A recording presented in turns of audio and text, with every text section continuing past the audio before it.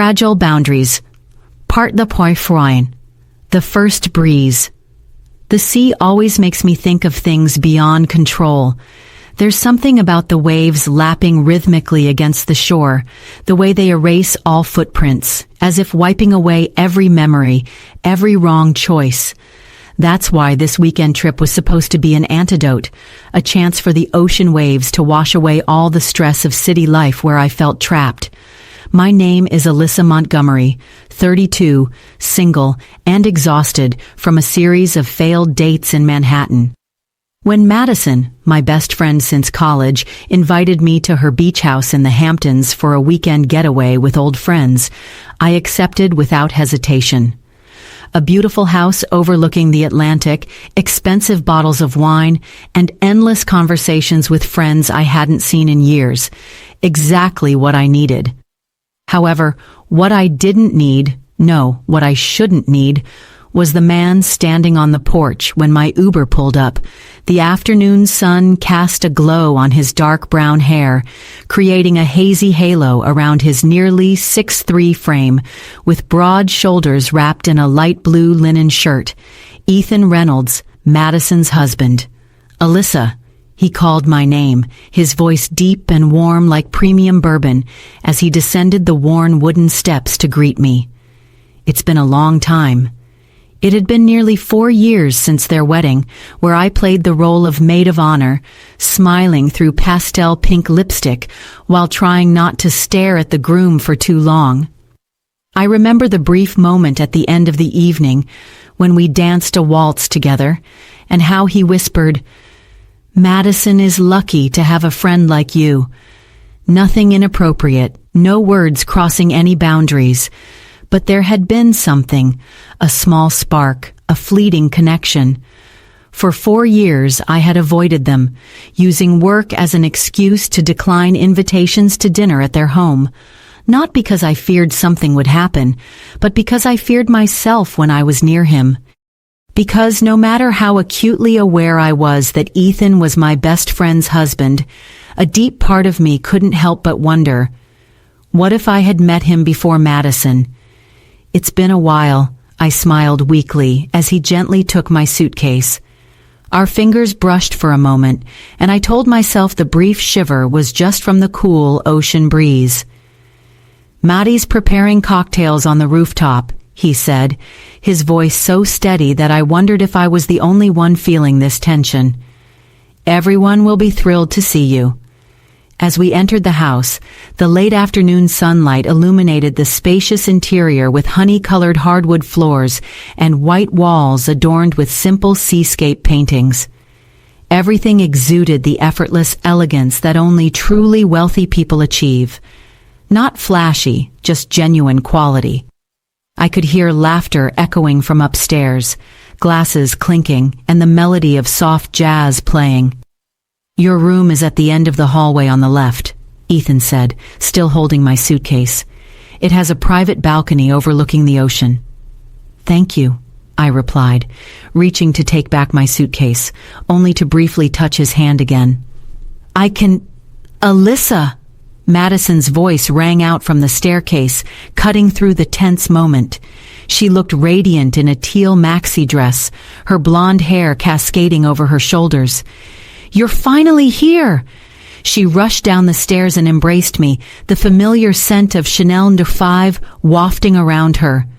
I hugged her back, feeling a twinge of guilt as my eyes still followed Ethan, who was quietly setting down my suitcase and stepping back.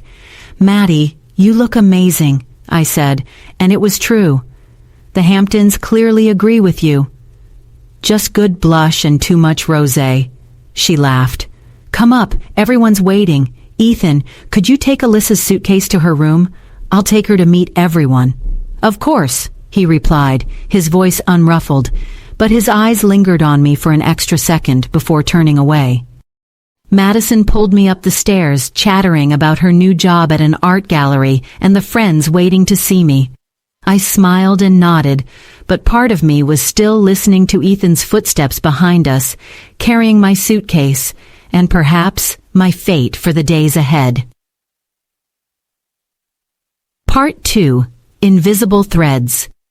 The reunion on the spacious rooftop was a perfect scene out of Coastal Living magazine. Comfortable cream-colored chairs with blue ocean-themed decorative pillows, paper lanterns hanging that would illuminate when night fell, and in the distance, the deep blue ocean stretching to the horizon. 4 old friends from our college days, Alex and his wife Sophie, along with Ryan and his new girlfriend Lauren, were all present, raising their glasses to welcome me with bright smiles and familiar jokes.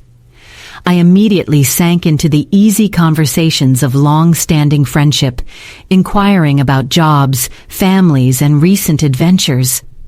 Perhaps only I noticed how Ethan stood slightly apart from the group, intently examining his whiskey glass as if it contained the secrets of the universe. "So, Alyssa," Alex said, eyes twinkling mischievously behind black-framed glasses. "Still single and driving Manhattan crazy?" Sophie rolled her eyes and gently slapped her husband's arm. "Could you be any less subtle?" I laughed, taking a sip of the martini Madison had mixed for me. Too strong, as always. "The city remains intact, and I'm still exploring my options.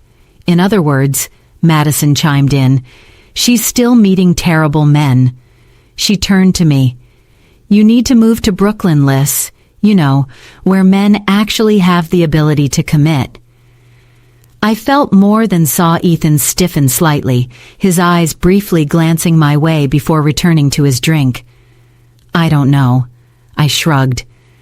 "Maybe I'm not the marriage type." "That's what they all say." Ryan laughed loudly. "Then one day, that person shows up and knocks you off your feet." Ethan unexpectedly spoke up.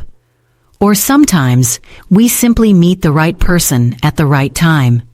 He smiled at Madison, but something in the way he said it made me wonder if those words held a different meaning. The sun began to set, bathing the rooftop in a golden glow. Madison and Sophie started preparing small tapas plates for dinner, while Ryan and Alex debated whether to turn on the outdoor grill. I stood up, feeling the need for a private moment to regain my balance. "I'll go get more ice," I said to no one in particular, then slipped inside.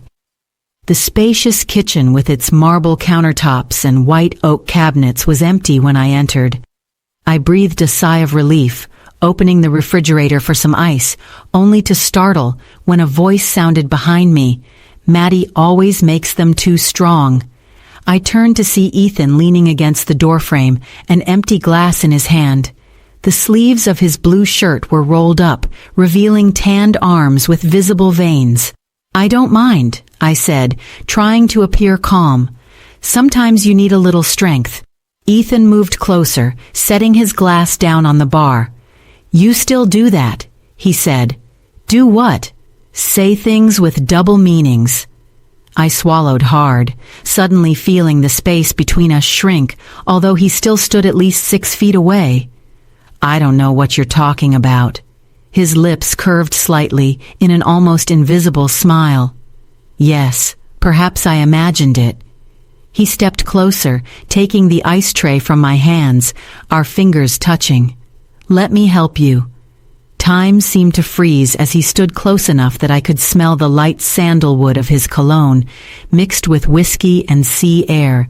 His eyes, a stormy green-gray like the ocean on a tempestuous day, looked deeply into mine, searching for something I dared not acknowledge. "Ethan?" Madison's voice echoed from the rooftop. "Can you bring another bottle of rosé? We're out." The moment shattered. Ethan stepped back, his eyes still not leaving mine.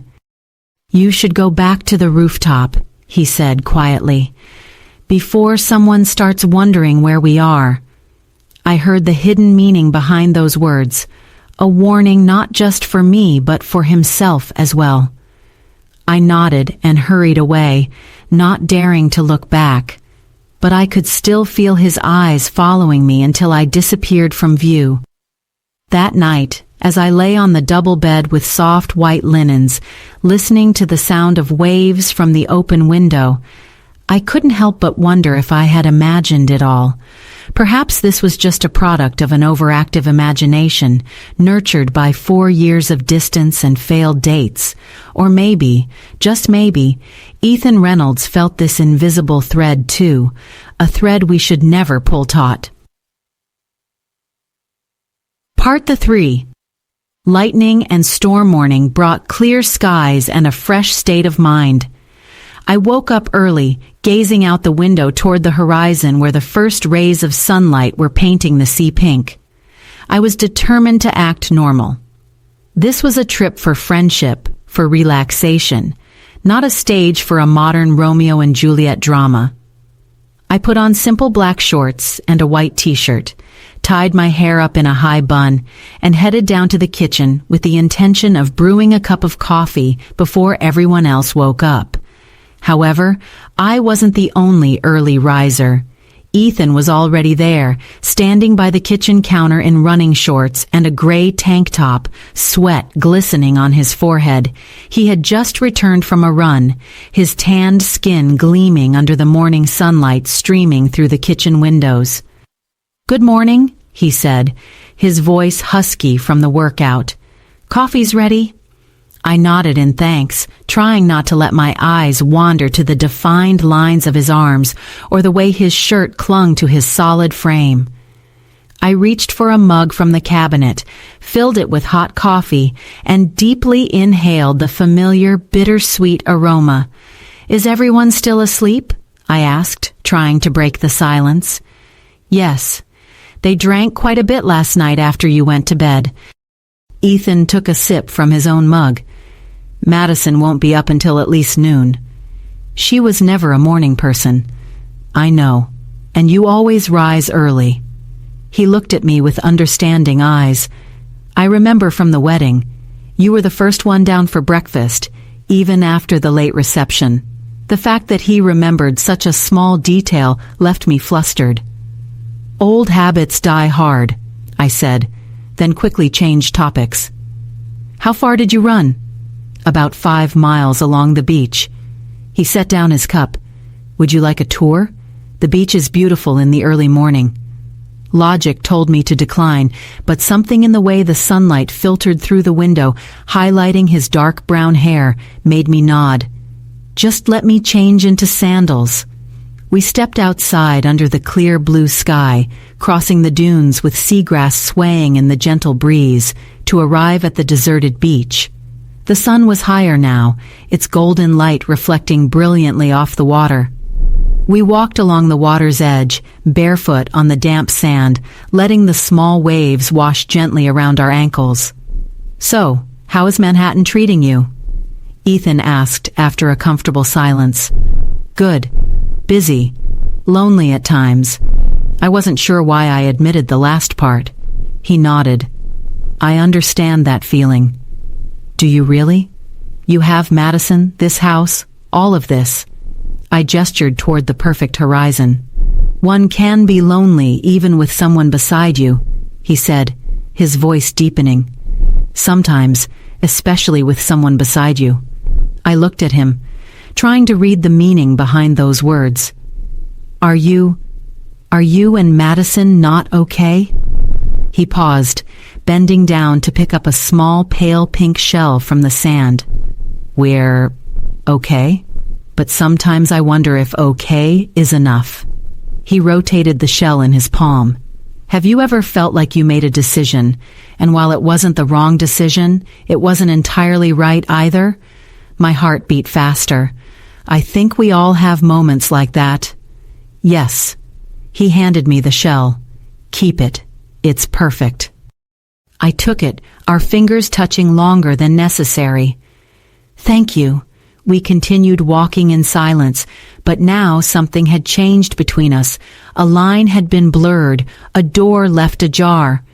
When we returned to the house, the sun was high, and the light more intense. Madison was sitting at the kitchen counter, looking sleepy with tousled hair and a silk nightgown, but unfairly beautiful nonetheless. "Where have you two been?" she asked, sipping her coffee. "Walking along the beach," I said, feeling a twinge of guilt. "It's beautiful in the early morning." Madison nodded, her eyes moving between me and Ethan. Nice. Do we have plans for today? I was thinking of driving to Montauk for lunch. Sounds great, I replied, relieved at the change of subject. As I went upstairs to shower and change, I felt the small shell weighing heavily in my shorts pocket, like a little secret between Ethan and me. The afternoon trip to Montauk was filled with laughter and colorful cocktails on a terrace overlooking the ocean. The 7 of us sat around a large table, recounting old stories and sharing new secrets. I tried not to look at Ethan too often, although I always felt his gaze on me whenever I laughed or told a story. "Hey, has anyone checked the weather forecast?" Alex asked, looking up at the distant sky. "It looks like a storm is coming." We all followed his gaze. Indeed, dark gray clouds were gathering at the horizon, threatening to bring a violent summer storm. "Damn," Madison muttered, checking her phone. "There's a storm warning. We should head back before it hits." We quickly paid the bill and got into the car, heading back to the beach house with the dark clouds chasing behind. Ethan drove, his hands steady on the wheel, occasionally glancing in the rearview mirror to monitor the approaching storm clouds. We arrived home just as the first raindrops began to fall, initially light, then quickly turning into heavy rain. Madison hurriedly ushered everyone inside, while Ethan and Ryan ran around closing all windows and doors. "At least we have electricity, food, and wine," Sophie said, trying to look on the bright side as the first lightning tore through the sky. "And a cute murder mystery game," Madison laughed, pulling out a game box. "I prepared it just in case the weather turned bad." Hours later, with the storm raging outside, we sat around the table in the spacious living room, playing games by candlelight after the electricity went out. Wine flowed freely, laughter mingled with the sound of thunder. I was trying to focus on the game, but my mind kept drifting to Ethan, who sat across from me, his face half in shadow and dancing candlelight. "I'll go check the windows in my room," I said, standing up after feeling the need for some air. "I'm not sure I closed them properly." "Need any help?" Sophie asked. "No, it's fine. I'll be right back." I left the cozy living room, stepping into the pitch-dark hallway, illuminated only by occasional flashes of lightning through the windows. I was walking toward my room when I jumped at the touch of a hand on my arm. Ethan stood there, his eyes dark in the shadows, illuminated only by the cold blue lightning. "Need help?" he asked, his voice husky. "No," I said, my voice almost a whisper. "I just needed some air." "Me too." We stood there, in the darkness, our breaths mingling, thunder rumbling like the drums of my heart. A flash of lightning illuminated his face, his eyes dark with undisguised desire. "This is crazy," I whispered. "I know," he replied, stepping closer. "We can't." I know that too, but neither of us backed away. Instead, I felt myself leaning forward as if pulled by an irresistible gravitational force. His hand gently rested on my waist, burning through the thin fabric of my shirt. "Tell me to stop," he whispered, his mouth just inches from mine. I should have, but instead, I heard myself whisper, "I can't."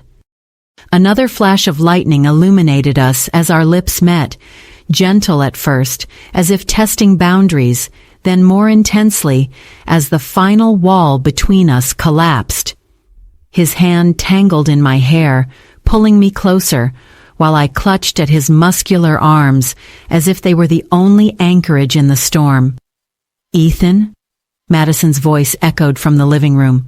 "Honey, can you get another bottle of wine from the basement? We're out." We sprang apart as if electrocuted, breathing heavily and shocked by what had just happened. I can't do this," I whispered, feeling guilt rising. "Alyssa." Ethan reached for me, but I stepped back. "No, she's my best friend. We can't." I quickly turned and hurried toward my room, my heart aching with each step. As I closed my door, I leaned back against it, breathing rapidly. Outside, the storm was howling, trees bending under the force of the wind, but the storm inside me was even more violent. I had crossed a line I had sworn never to cross, and the worst part was, despite my rational mind telling me this was wrong, my heart wanted more. Part 4. Truths that cannot be spoken. I didn't return to the living room that night. Instead, I lay on my bed, listening to the rain pounding against the window and the distant laughter of my friends below. I tried to organize my thoughts, to find a way out of this emotional maze, but all paths led me back to that moment, the moment Ethan's lips touched mine. The next morning, I woke up with swollen eyes and a new determination. I had to leave. I couldn't stay here for 2 more days as originally planned. Too dangerous, too tempting. I checked my phone. Signal was back after the storm, and looked for the earliest train back to the city. When I came down to the kitchen with my small suitcase, Madison was brewing coffee, still in her pajamas, but looking much fresher than yesterday. "What are you doing?" she asked, eyeing the suitcase with surprise. "Don't tell me you're leaving." "I have to go back," I said, avoiding her eyes. "There's an emergency at the office."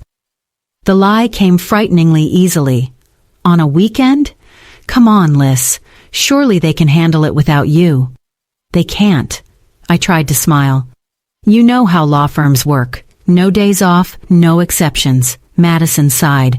"That's why I left that field." "All right, let me wake Ethan. He can drive you to the station." "No," I said too quickly, causing her to look at me with surprise. "I mean, there's no need. I've already called a taxi." "You'll pay at least $80 for that ride." "It's fine. The firm will reimburse me." Madison came closer, taking my hand. "Alyssa, are you okay? You look different." "Just tired," I said, turning away. "And stressed about work."